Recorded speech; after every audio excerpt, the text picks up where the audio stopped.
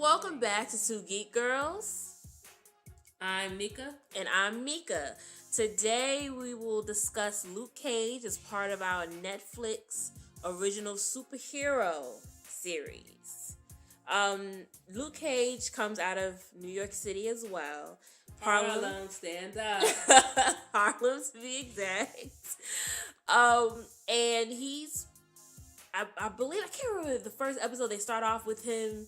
Spoiler alert, too, for the rest of the series. I mean, for the rest of this podcast, actually. We'll probably have a few spoilers in here. But I'm not sure if it starts off with him just getting out of prison or if they just reflect back to it. No, they reflect back. They reflect back? Okay. Pops. Okay, in the barbershop? Okay. But basically, Luke Cage is a superhero. He has superhuman strength, very much so. His body is made of, like, it's not made of steel, but what's the exact term for that? Yeah, he's indestructible pretty much. His skin, it's unbreakable. You can't penetrate it at all. So with that being said, he was part of an experiment while he was locked up in prison. And when he gets out, he uses that eventually to save his city from all the ongoings within the city. I don't want to give away too much, but I'm gonna spoil it. So. You're gonna spoil it? Yeah, I figured there's gonna be spoilers to look forward to. But that's pretty much it. A man who gets out there. He wasn't trying to be a hero, but he kind of just jumped in that role. And I enjoyed the series, season 1. It's good. For me, Luke Cage really spoke to me on a more or less personal level.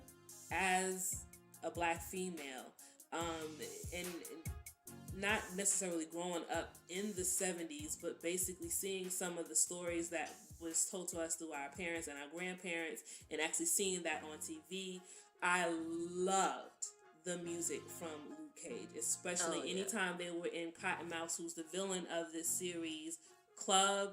The name escapes me at the moment, but loved the music.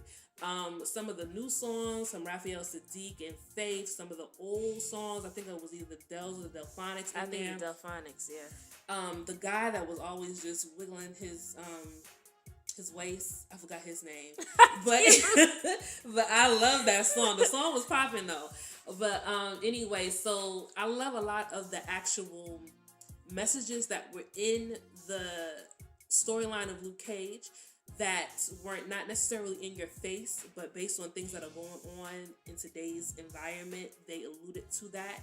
Mm-hmm. I also like the fact of how they were able to take a great super villain, in my opinion, in Cottonmouth, that was very street level, just like Kingpin and Daredevil season 1, where they weren't necessarily at the forefront of everything that was going on, but they were very much behind the scene, but they had that power that was actually controlling the streets from within. I loved Alfre Woodard's portrayal of Mariah, aka Black Mariah from the comic books, Shades. By the end of it, I kind of had a little bit of a crush on Shades. Not the way he looked, but just like the way he handles himself, I'm not going to lie. And what else? Oh, even with Diamondback. Yeah. I'm not going to spoil who he was, but even though a lot of people didn't like it, I like the fact that Diamondback is a part of the Snake Society. Those characters or whatever are very, very much cornball, campy type characters. So I appreciate the fact that they at least attempted to try to modernize it and make it a little bit better. I think they did a good job on all the villains, actually. I did too. Each villain kind of had its own reason for being there, and that's what I took from it more or less. That he's in that campy suit or whatever that a lot of people complained about. Misty Knight, I had a hard time with her character just because of the fact that at the end of the day, she I was expecting, because I knew what was going to go on with Misty Knight from the comic book. Every time something happened with her character, I'm like, oh, this is it. This is it. This is it. I'm not going to spoil what that is, but I will say the dynamic between all of the characters in this one really, really came together for me. Misty Knight and her partner. Misty Knight dealing with both of the captains at the police station. Loved everything about it. The only thing I would say that I didn't like about Luke Cage would be the ending for me lacked a little bit of luster, just with him just going back off to jail. And then it's like, we know he's coming for the Defenders, so to me, I thought the ending could have been different based on that. Because that really, when we know he's going to be a part of the Defenders, you're like, well, he's going to be out soon. Exactly. We know he's going to come out. We don't know how that's going to happen, but we know that's going to happen. So outside of that, for me, it was an excellent series as well. I would recommend this to you. I don't know necessarily. I mean, right, see it. And if you are a lover of music, definitely see it. Because I think out of all of the Netflix series, this one, hands down, has the best music. Point blank, period. Yes. So with that, we're going to go ahead and get out of here. We know this one ran a little bit long.